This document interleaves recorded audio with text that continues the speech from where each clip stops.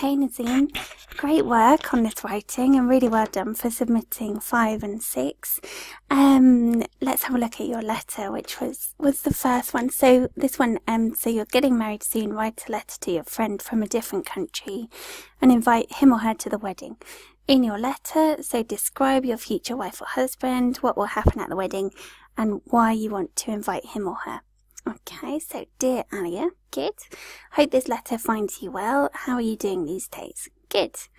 Even though we spoke just a couple of days ago and I somehow mentioned that I'm going to tie the knot. Okay, so no S there, going to tie the knot. This is the official invitation to my wedding. It is scheduled to be on May the 15th, 2019 in Almaty, Kazakhstan. Okay. What I would say is it will be on, okay, so it will be on May 15th and so on, okay.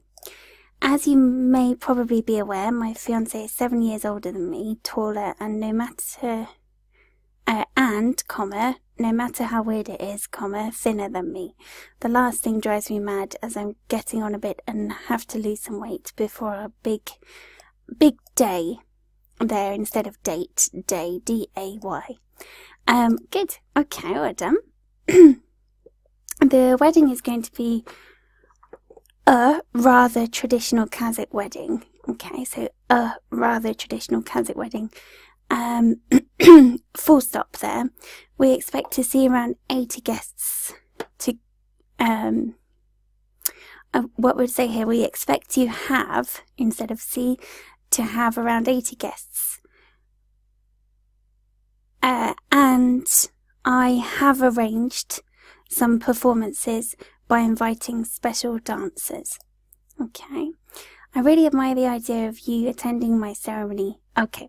So here, this phrase is a little bit odd at the beginning, because it's quite a formal phrase. So, I think what we would say instead is, I'd love for you to attend the ceremony, especially since I was your bridesmaid back in 2007, yeah. I really cherish the idea of you being around on my wedding. Okay, your support is invaluable to me. Miss you. Hugs and kisses, Nazym. Good, well done. Yeah, only a couple of changes there. The rest is really good. You did everything that the question asked you to do. You kept it nice and friendly as well, so not too formal. As we mentioned, take out a couple of the phrases that could be seen as quite formal, like I really admire, and it is scheduled to be on. So instead, it will be on. Okay, but yes, good piece of writing. Well done. You were particularly good at the letter writing in the ones we've seen previously as well. So really well done. Keep up the good work.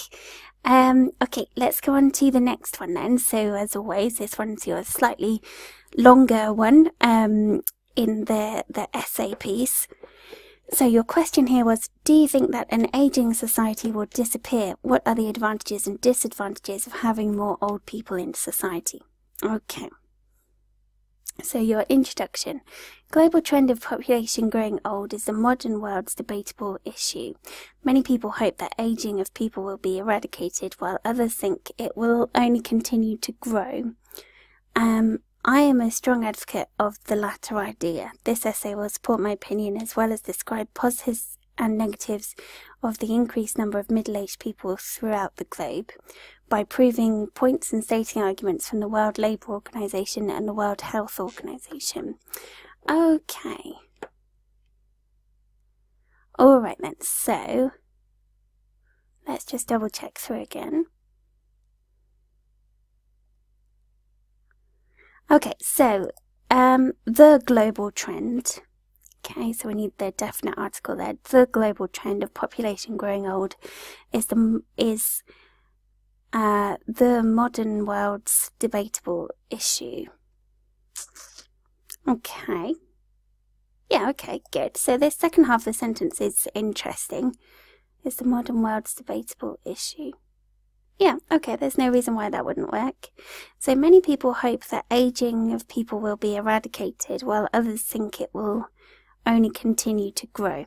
Okay, so I would say be a little bit careful with this one here, just because the aging of people will be eradicated. What we're saying here is not that we're hoping that the aging of people will be eradicated, because it will always happen because it's natural, but that the aging society will be eradicated, so that instead of having lots of old people in society, there's more of a balance between young people and old people. Okay, so be careful how you word that one, because it sounds as if you don't want people to get old, whereas the idea here is that we don't want our society to be old instead. Okay. I am a strong advocate of the latter idea. Okay, so so to make this clearer, we need to suggest that many people hope that aging populations will disappear, okay, or populations will become more youthful, while others think that societies will continue to age, or to have a high proportion of elderly people. Okay, so you're an advocate of the idea of having high numbers of elderly people. Okay, so this essay will support my opinion, as well as describe positives and negatives of the increased number of now middle-aged we want to be careful of, because middle-aged is aging, but not in terms of an aging society. An aging society is when we have a lot of elderly people, so people who rely a lot on help, and people who are retired, and people who could be living in old people's homes, etc. Middle-aged is not elderly, so not the same thing. Okay. Number of, I would say then here, the increased number of elderly people throughout the globe by proving points and stating arguments from the world. Okay. What I would say is to take out this throughout the globe, because we've already mentioned global here, and we've mentioned the world quite a lot as well, so I would say that that bit's not too necessary here. So I would say number of elderly people by proving points and stating arguments from the WLO and the WHO. Okay, so good, well done. As always, you've done a good structure in your introduction there, so stated what the big point is, what the question is about, given your opinion, said what this essay is going to do, as well as stating where your evidence is going to come from. So as always, that's a really, really strong start there. Well done. So on the one hand, the more elderly people form the society, the more hardships are faced by younger ones. Okay, good. Not only are middle-aged people, so are elderly or old people, not only do elderly people need to be taken physical care of, but also they no longer form part of the labour force, thereby competing with younger generations for workplaces. Okay, I see what you mean. So you're saying, in fact, that they still form part of the labour force, so that there is competing with younger generations. Okay, I would be a little bit careful with this one, because normally when we're talking about elderly, we're talking about people who are already retired. So this workplace point is not the strongest point, because most people of that age will be retired. Okay. But let's have a look at your evidence. So, for instance, the recent, with a C, RECENT, paper issued by the World Labour Organization indicates that 45% of young people face challenges finding proper jobs or end up becoming caregivers to elderly people. Therefore, the ageing of society is not beneficial for the youth. Okay, so you've got a good piece of evidence here. And you've got this part about hardships faced by youth or the younger population. Thereby competing with the other. Okay, I would change the second sentence to make the focus on having to take care of the elderly. Okay, so instead of competing for jobs. Because the competing with jobs element is not a strong one, purely because elderly population are normally those that are retired and need a lot of physical care and support and so on. So I would make this paragraph's focus about having to care for elderly people and becoming caregivers. Okay, but a really good structure there. Once you've changed that second sentence, it will be a very good paragraph. So well done. On the other hand, the increased proportion of older people leads to massive medical progress in terms of health support of middle ages, so of the ageing. Although they may suffer from acute and chronic diseases, the chances of them being properly treated has increased significantly. For example, the recent research issued by the World Health Organization demonstrates that 9 out of 10 pharmaceutical advancements of 2017 to 18 were invented because of the global population growing older.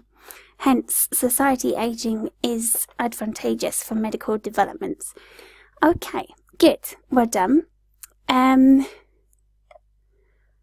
What I would say is for this part, so because of the global population growing older, how is it because of the global population growing older? So going into the fact that it's because we're seeing health problems that are due to ages that the population didn't used to live to or didn't used to reach before. So for example, problems with bones and problems to do with being a lot older than people ever used to be. Okay, so just be a little bit clearer on that part of the sentence there that I've highlighted by saying how the population growing older is pushing these pharmaceutical advancements. Okay, but again, otherwise a really good paragraph there. Well done. Good, well done. To conclude, I would like to say that even though the ageing population has its negatives, in the long run it brings positives not only for the elderly, but also for the young as well, who at some point of their lives will become the elderly.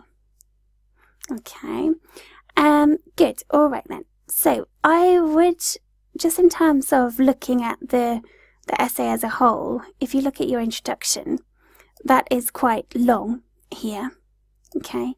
And then you've got 2 lengthier paragraphs, and then your conclusion is actually quite short in comparison.